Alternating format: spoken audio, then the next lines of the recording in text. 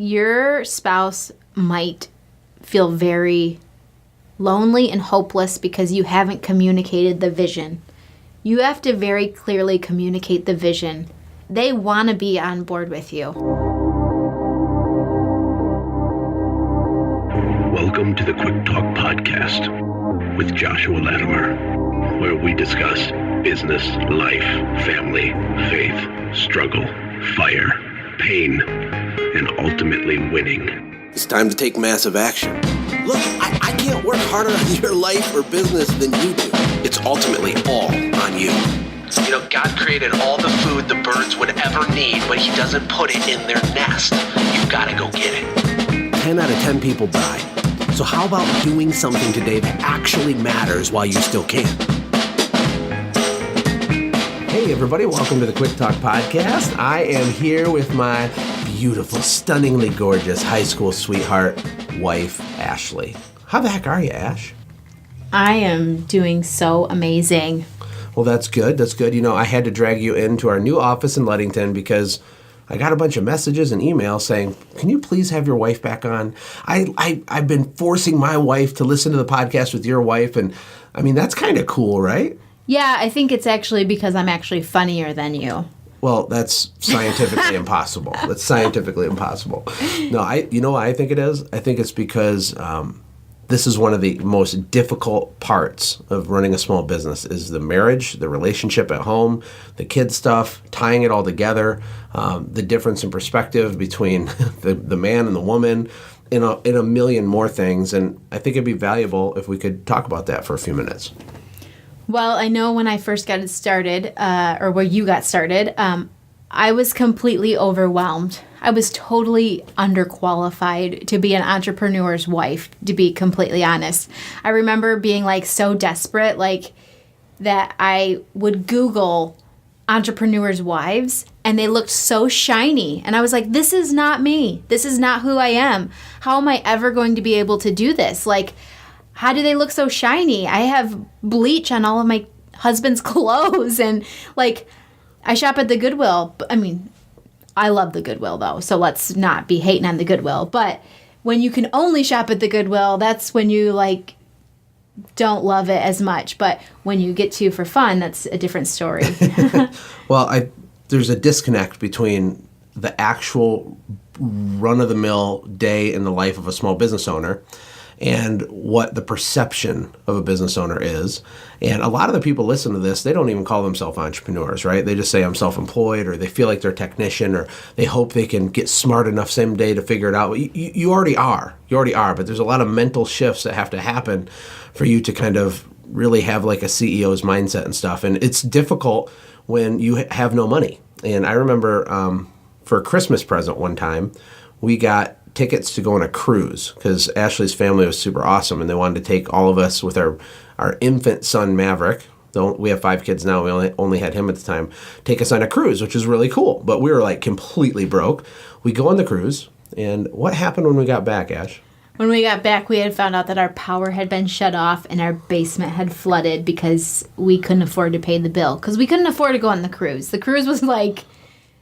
It was free. It was like we just had to show up. Yeah, it was free. We just had to show up, and but it was really devastating, especially because it had frozen because it was winter.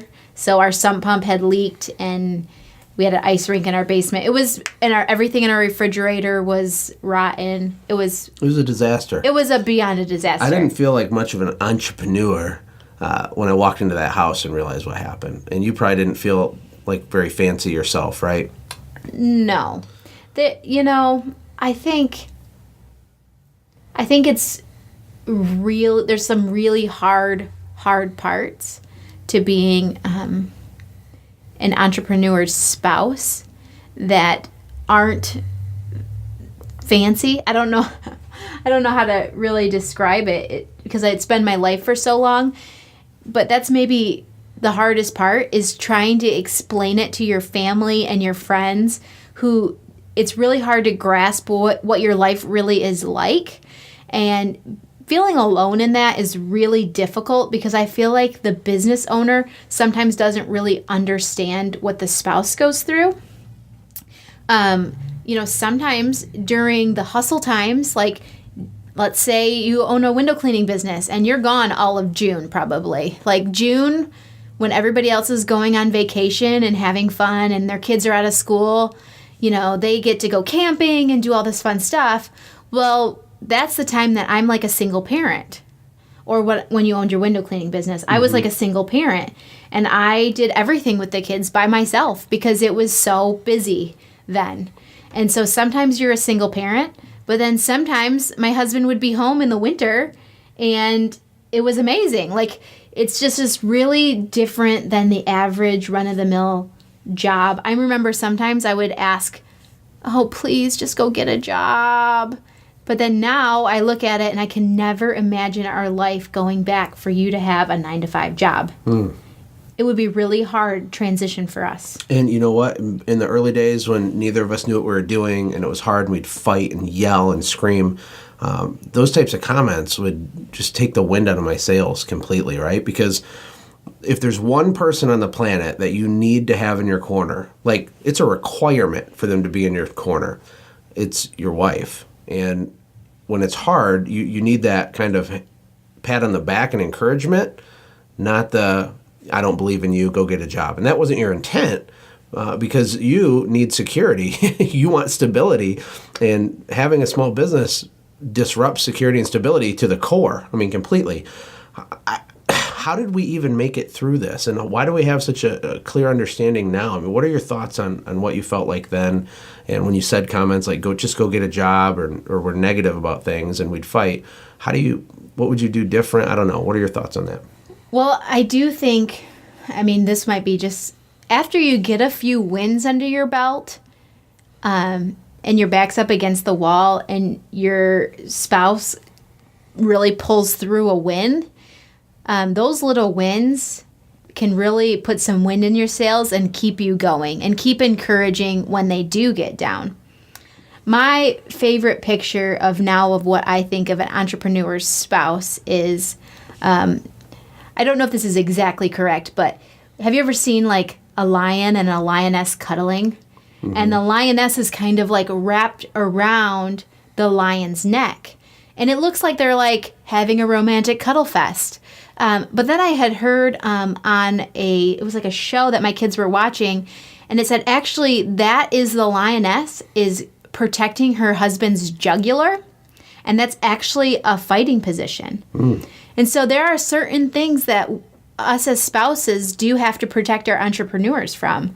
And that might be seasonal depression or, it could be burnout or negativity or discouragement or anything, right? Yes.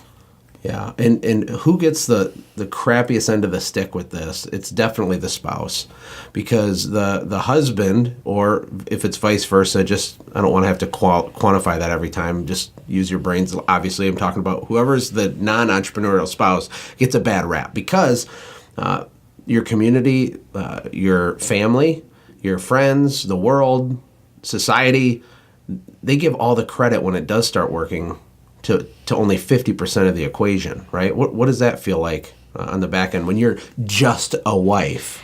Oh, he knows I hate that word, which I'm starting to try to learn to embrace it. I'm not there yet, but a lot of people will put, oh, here's Josh Latimer, the founder, and his wife.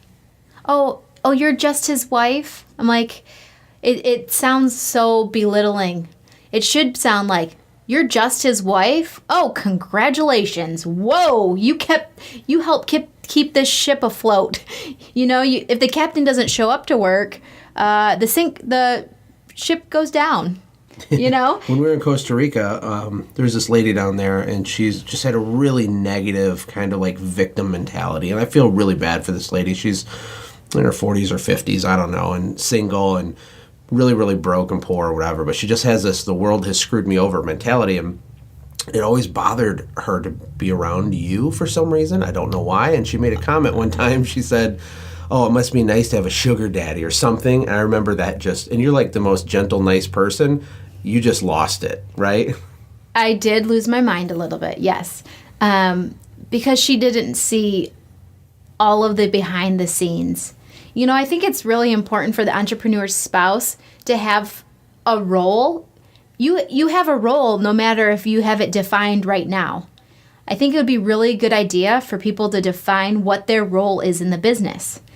And some people might be saying, my wife has nothing to do with the business. Well, yes, she does. If she's in your home. She puts up with your garbage every day, number one. But like for a lot of it, I had a part-time job throughout the whole thing. And sometimes my paycheck paid the bills. Mm-hmm. And mine was the only consistent dollars in the pocket. And so that lady never saw all the hard work that I had worked until Costa Rica. I had a job all the way up until Costa Rica. And so she had never seen that. And so that really, it really hurt my feelings, but I'm over it. No, I'm not. I'm working on getting over it. But so many people relate. They feel the same way. And this is so important if you guys can get it right. It's never going to be perfect. But if you can make progress in this, it sets you free. It makes your marriage more exciting. I mean, we talk about our business goals with our kids, and we try to get, on fire together as a family. And we get into funks, and I don't come home as early as I wanted to sometimes, but we can always pivot back. And my belief is that you, as the leader of your family, have to set the vision. And sometimes you'll set the vision, everybody's focused, and it will go for a while, and then it starts to get burned out, and it starts to fall apart. Well, you got to pivot and refocus the vision again. I don't care if that means a mini vacation, if it means delivering a win in a tangible way that your spouse can remember that this is actually a real thing, right? You can't just grind forever and struggle and fail and expect someone to support you. You have to deliver the results and the outcome. You got to burn the bridge and make it happen. So it could be little stuff though. If your company's small and you don't get a steady paycheck, you can commit to your spouse and say, listen, if you give me permission, if you support me for the next 6 months, I'm going to work harder than I ever have for a little while. I promise what I'm going to deliver back to you and our family is that I'm going to make, $1,000 a week paycheck, and it's going to be direct deposited, and you're going to be able to see it, and I'm going to show you in the bank account either before 6 months or 6 months at the most. Are you with me? You do that, even if your wife is skeptical and isn't totally there. If you get her to agree to a short-term sprint like that, and you'd bring home the goods, that is huge, is it not? Yeah. Having a win is just amazing. It can make you go for the next 6 months. I think 6 months is a great time, maybe even a month or 3 months if it's shorter, and you can kind of see something picking up.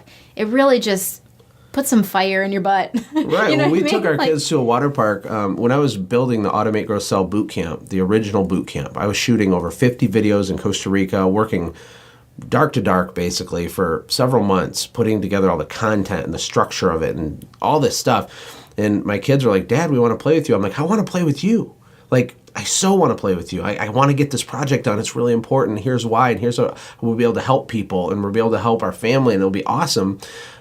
So I told them, when we do the launch or whatever, I forget exactly what it was, but we had this event. We had a party, a celebration, went to the water park, and we talked about that, every night at dinner or whatever, that, hey, we're closer. It's only this far away. That type of stuff is huge, right? Huge. It is so huge. I would say someone had just recently asked me how we organize everything, because I don't necessarily work in every day in and day out things. Now, I have done here and there, and I've done every weird, that's what a spouse does. A spouse does every weird job that they don't hire anybody to do. You do the weird job. And I used to get my feelings hurt because I used to say, I do the weird job until you can afford to pay someone to do the weird job. Right, you do the weird job for free as a Band-Aid until we break. Right. It's so true, man. There's so much misconception from everybody else. But who cares about any of that? Who gives a crap about that? All I want for this podcast to do for you is inspire you, if you're being a poor leader to your family, to get off your butt, figure it out, get passionate, lay down a vision, bring your family into the conversation, set some short-term and mid-term goals that you all agree on, and then you deliver it. Kill yourself to deliver it. Make sure that it happens, not literally kill yourself, obviously. Do that. And then on the flip side for the spouse, we're here to give you a high five, and we're here to encourage you that if you really do want this business thing to work, you have got to get in the corner of the person out there terrified trying to make it happen every day. Mm-hmm. And you got to be like the Adrian to them being the Rocky, right? If you watch the Rocky movies. Yeah, I would say, too, I would encourage all of the spouses, no matter your role, you are in this. You help make this thing win, and you can tank this thing in a heartbeat. If you want to see someone super defeated, have a negative attitude. Or if you could positively change the way you see the business as you have a role in this. Now, you might not be answering the phones every day. You might not actually be going out and cleaning windows or doing lawnscaping, lawn care or landscaping or carpet cleaning, but you have a role. And maybe you need to have a date night and sit down and define what your role is in the company. Because you are important. You are very important. Yes. And usually things don't get talked about until they explode. And that's not healthy for you or for them. And then you start resenting the company. There's been many times I've resented the company where I've had to rein it back in. Man, I know everybody listening can relate to this. I'm going to do a few more episodes with Ashley. We're going to talk about some different systems we have in our life and things that we've done to help us imperfectly. We're not some super genius couple or something, but we are on the same page, and we do have a big vision for our life, and it's long term. And even we get caught up in the grind and the just stress of thinking big, but we've gotten so good at communicating better, pushing pause, doing the weekend getaway thing, doing little things to help hold it together while we're moving the ball down the field. So I hope this is an encouragement to you. I hope that you can convince your spouse to listen to this, even though they're not going to want to. They're not going to want to listen to a business podcast. Find a way to get them to listen to this, right? This could be a huge thing. Sometimes what you need for your business isn't a new system or a better package to sell or a different piece of equipment. Sometimes what you need is a little bit of like encouragement or unity or just togetherness with your spouse. You can do anything when your spouse is rooting for you. That's why I like the Rocky example. Like Rocky's getting the crap beat out of him. He's like a human punching bag. He's about to die, and he's laying there getting hammered. And Adrian, his wife, doesn't want him to fight, right? Because she's trying to protect him, but she doesn't understand. He is born to fight. He can't not fight. It's impossible. He's Rocky. That's his DNA is coded to go punch things and to receive punches and to never give up, right? But he's about to give up, and he's laying on the mat, and he looks over through his swollen eyeball, and he looks in the crowd, and who's there? Adrian. She kind of shows up at the last minute. And if you guys are on the rocks and your business is on the rocks, you can still show up at the last minute. And Adrian looks at him and gives him this look like, kick that guy's butt. Like go get him. And what happens? Well, we know what happens. And even though it's a movie, that's exactly what it's actually like running a business when your spouse shows up and supports it. So do you have any final words before we let everybody go, Ash? My final thoughts would be to the business owner, actually. Your spouse might feel very lonely and hopeless because you haven't communicated the vision. You have to very clearly communicate the vision. They want to be on board with you. They can 110% want to be on board with you. I mean, they love you. They think you're trying to, sometimes they think you're trying to tank like you're boarding the Titanic there, but they want you to win, and they want this to win, but you need to clearly communicate and hear them out. Yeah, some of you guys are actually really good at sales, but you're horrible as a salesman in your own household. Ooh, that's good. That is good. I think we'll let that be the final word, and I will talk to you guys tomorrow. Hope you have a great rest of your week. Listen, if this is powerful for you, I need you to do a reciprocal event. I need you to copy the URL to this episode and go into the biggest, awesomest Facebook group full of entrepreneurs with stressed out spouses and post it so they can listen to it, so they can be encouraged. Our goal is to 10x our businesses here and also 10x our podcast. We want to contribute. The way that you make money is by adding value to the world. That's how it works. It's a give, ask type thing. That's what the podcast is. I hope this is tremendously valuable for you. And if it is, leave an iTunes review, share it, like it. I'm not just saying that. I know every podcast says it. I'm asking you to actually do it. Come on. And for everybody that has, super big digital high five for me. Very much appreciate it. We've had a lot of new listeners come in because of you. Thank you. I'll see you guys tomorrow. Take care. God bless. Hey, thanks for hanging out, friends. And from all of us here at the Quick Talk Podcast team, we hope you loved today's show. We hope that you were inspired to become a doer and not just a listener. Apply what you've heard today in your own business and watch things change for the better. Lastly, remember that all the money in the world can't save your soul. Seek first the kingdom of God, my friends. We'll see you next time. For more information about the Quick Talk Podcast or Joshua's other businesses, visit our website, quicktalkpodcast.com. Have a blessed day.